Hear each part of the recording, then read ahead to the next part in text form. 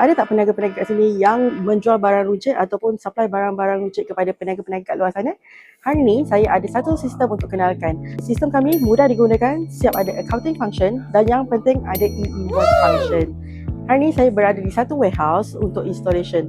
Okey, kenapa customer ni memilih Deep Sky Post System adalah kerana sistem kami banyak function. Mereka nak buat stock control, record expenses, dan record customer payment, supplier payment, dan yang penting dengan menekan satu button saja mereka boleh submit e-invoice. Okey, sekarang kita dah selesai installation sistem kita. Okey, sekarang saya akan tunjukkan apa report yang boleh keluar bila kita dah key in customer payment, supplier payment, sales invoice, expenses. So macam-macam report actually available dekat sistem kita. Okay, first kita ada sales report.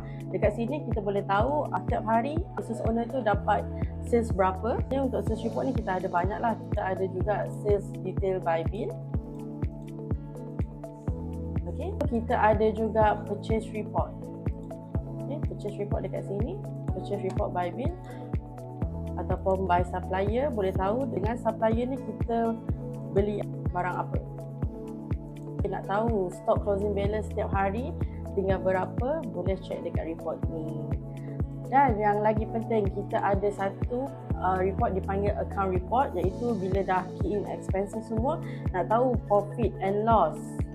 Boleh tengok dekat report ni. Lepas tu kita ada juga balance sheet detail.